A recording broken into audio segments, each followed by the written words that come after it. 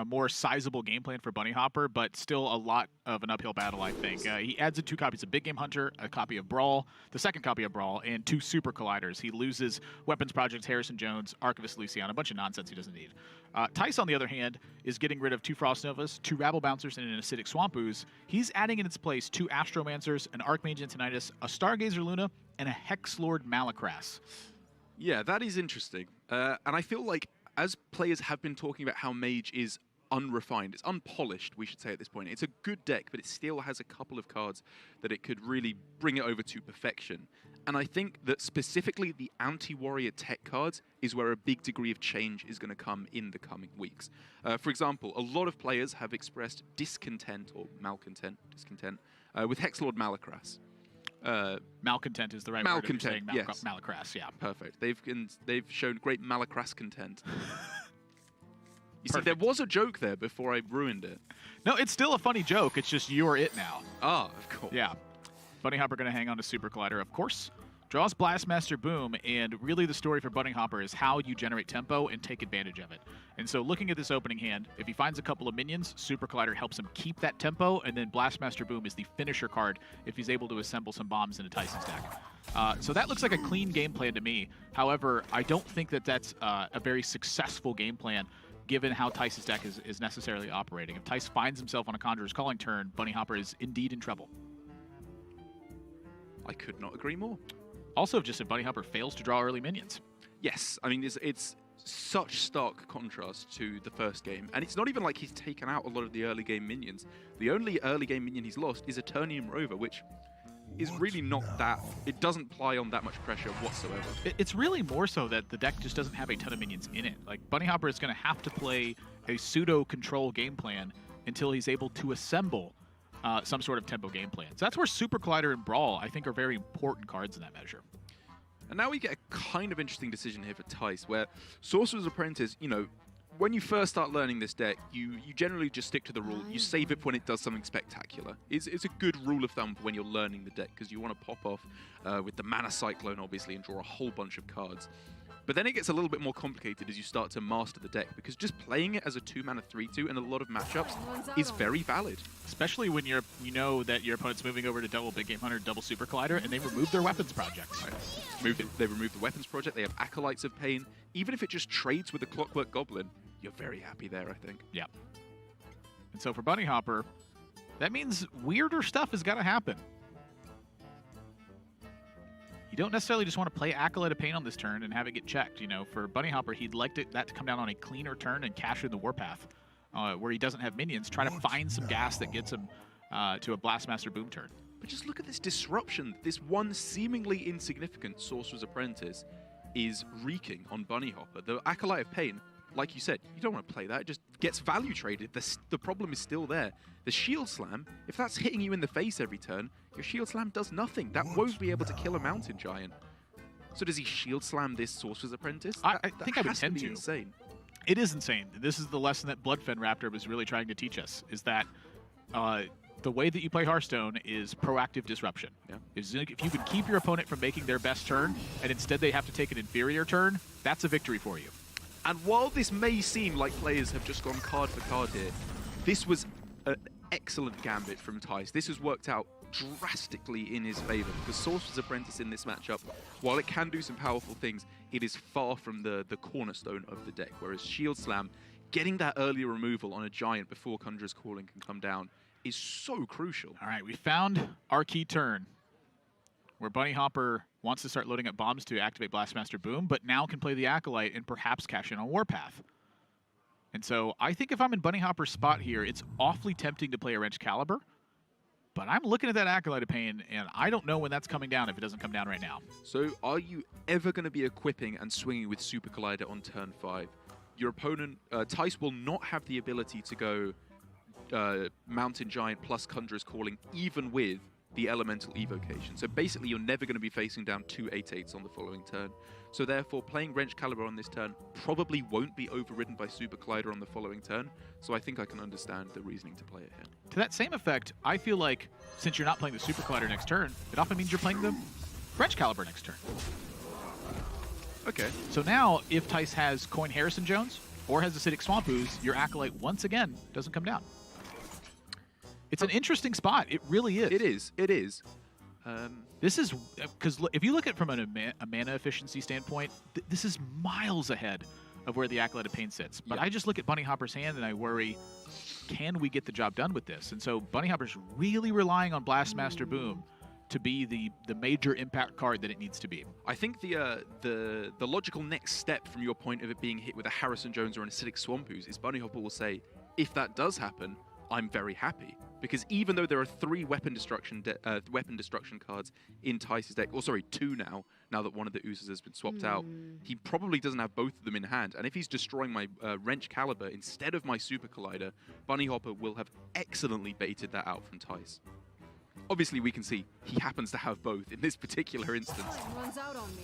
But it's an excellent point to make. I mean, I think that is exactly probably what Bunnyhopper's thinking about. If this gets blown up by weapon destruction, it means Super Collider off and goes unchecked. You're so happy because 3. That is, I guess we always talk about how good Super Collider is in this matchup. It is insanely. With a Shield Slam gone, you are free to just pretty much play a Mountain Giant here. Big Game Hunter is the answer to this. But no Big Game Hunter shows up.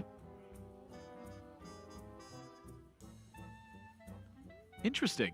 Yeah, I'm trying to decide if I like this because the positives are obviously apparent. You've put the most amount of stats on board possible. That's the upside of the play. The downside could have been that you're left stranded in the following turns because you've used a lot of cards, you've used the coin, that limits your mana usage. Thijs has still got stuff he can do in the following turns. Arcane Intellect is very fine. Harrison Jones, once another weapon comes down, is more card draw. I like this for a number of reasons. The first one is that Bunnyhopper's still having trouble developing smaller minions in this spot. Number That's 2, true. even if Bunnyhoppor has his ideal check to this situation, you clear the board and you draw more cards. You build towards your game plan, which is get to the later stages in a safe position. That's an excellent point about the small minions building up as well, because the real weakness of this mage deck, it has a lot of else going for it, is it has basically no removal spells. It can't deal with these annoying mid-sized minions without smashing their giants into them. You really don't want to be trading your giants into Clockwork Goblins and Acolytes of Pains. So getting down the ooze beforehand is a great way to deal with them. Wow. And the mirror image to back it up, so that way Bunnyhoppor cannot use Super Collider immediately. So how do we sequence that then? Because you can't, there's no way of getting the mirror images in between the 2 minions you summon, right? Well, I think the key here is that if your opponent attacks the Grave Robber, it doesn't actually kill off your Mountain Giant in that spot. Yeah. So they have to have Super Collider plus a way something to finish that damage, which in Bunnyhopper's deck, there is no 1-mana cards left that'll do it other than Shield Slam, the second copy of Shield Slam. Right, so if we go through every possible outcome, or the most likely ones at least with Conjurers, if you trade Conjurers calling Mirror Image, Double Giant, the Super Collider can't connect with either because the mirror images are in the way.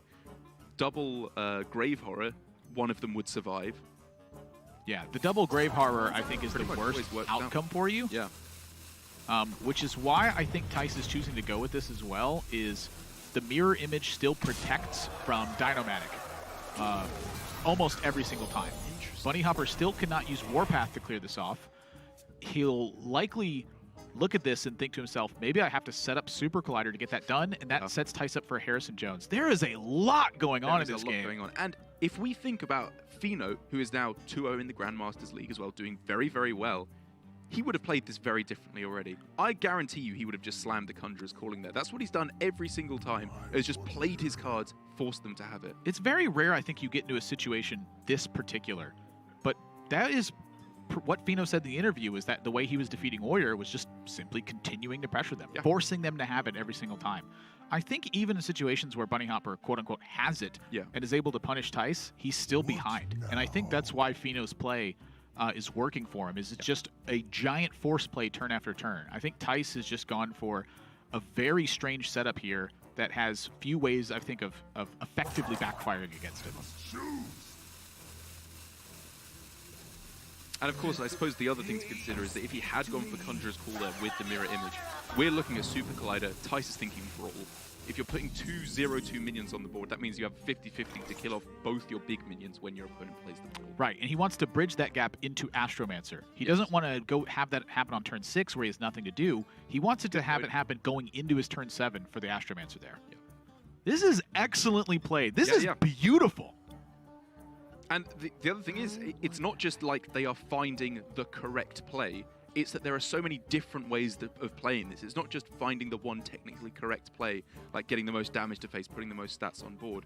It's so many different styles that this can be played in, and it's so interesting getting to see how these different players approach this matchup. That's why I'm of the opinion very strongly recently that Hearthstone is a grading scale, not a right or wrong situation. The idea that we can determine just simply what's right or wrong, it has to be a much simpler matchup. It's like Zoo versus Zoo. Then there's definitely some right and wrong. Yes, because it's mostly just learning about how minions trade. And, yeah. This is setup. This is preparation. Ooh. And again, this push into Brawl is because he can check it with Astromancer. He's got follow-up. He's got the 1-2 punch. Speak of the devil. Wow, okay, that is a pretty nice pickup there for Bunnyhoppor, undeniably. Does he have to go for it, though? Because Super Collider is a guaranteed clear with the Acolyte of Pain on both the Grave Horrors. And that's what I'm thinking about exactly, is Bunnyhoppor now has to think about what happens when the Super Collider lives, what happens when the Brawl fails, how do you capitalize in those situations. So the two that stand out to me is, my instinct is a Super Collider here. If Thijs answers back with Harrison Jones, you can then answer with Blastmaster Boom because you're not under an insane amount of pressure at that point. You're still under a lot of pressure, though. But this is where the mind games start coming in, where because Thijs played Ooze, does that mean Bunnyhoppor thinks he is more or less likely to have Harrison in hand? Because obviously, purely based on numbers, it's unlikely he has both of the weapon removals in hand. But because he was willing to play one of them on a non-Super Collider weapon, does that mean he is more likely to have the other one in hand in order to answer the Super Collider? If Thijs was not able to play a Giant on that turn, I would say yes. But since he was, the Ooze is like masked, and instead looks at it and goes, you know what? He could have oozed to make sure that he can kill a big game hunter. Okay. Because he gets a double benefit from it at that point. And so here, I think Bunnyhoppor has found the best of both of those worlds, which honestly, I'm not convinced of clearing off the 0-1 in this spot. It's that he gets to cash in a Warpath for an extra card, and he gets to Super Collider and have the benefit of it killing a Giant in that situation. And so this is where Bunnyhoppor is now looking, I think, to follow with Blastmaster Boom a lot of times and just try to rustle back the board. But again, Blastmaster Boom is like the payoff card. That's how you're supposed to try and win the game. And also, Thijs will be definitely keeping in the back of his mind, you know, he obviously doesn't want to overcommit in order to give his opponent a fantastic brawl, but he also doesn't want to undercommit and then give Bunnyhoppor the time to play Blastmaster Boom and potentially wrestle back board control. It's a very, very delicate dance there.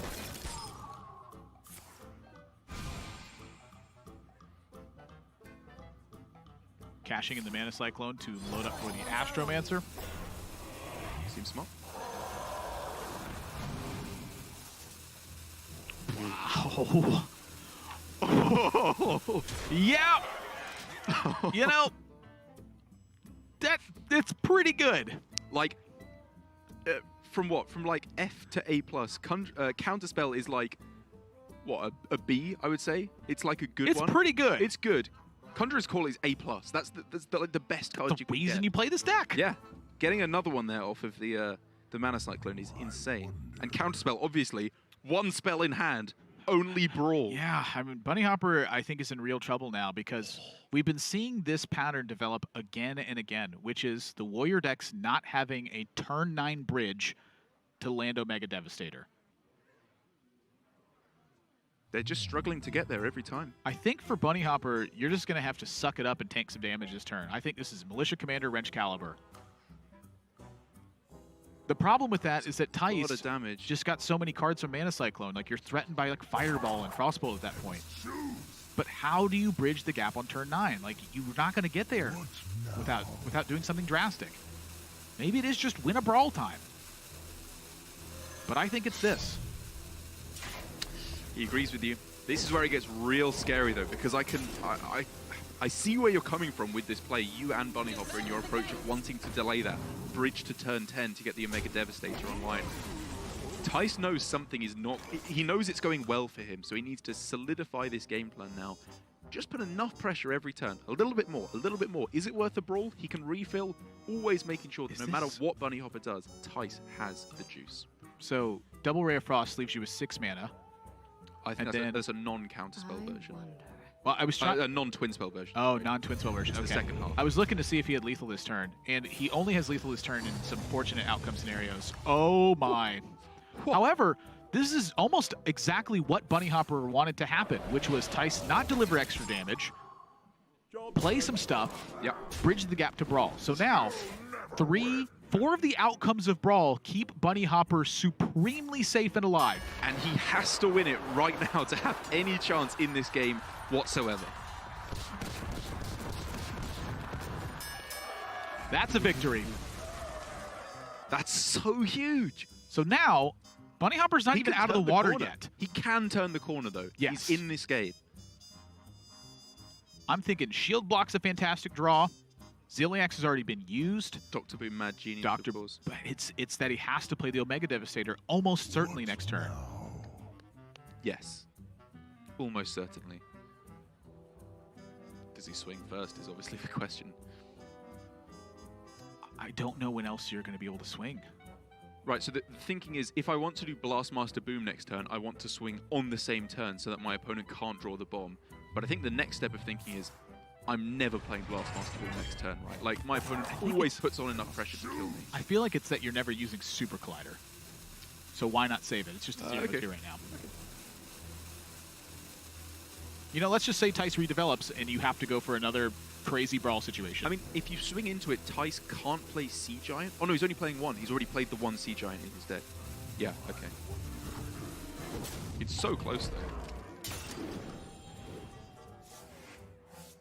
Ah, you know why you swing? It's literally Banana Buffoon. Oh boy. Okay, well that's game. Okay, so what happens here? We see you get 2 fireballs. You get 2 fireballs. You deal 3 damage. If if Bunnyhoppor draws Ziliax off the top, he can't. It's gone. Oh, Use the Ziliax on 5 to protect from the using Giant. If he gets Omega Assembly into Ziliax, he needs that, right, to have a chance, because then you can go Omega Devastator. There's no minion in play then. The Omega Devastator would have to target the Antonidas. Oh no! He's dead.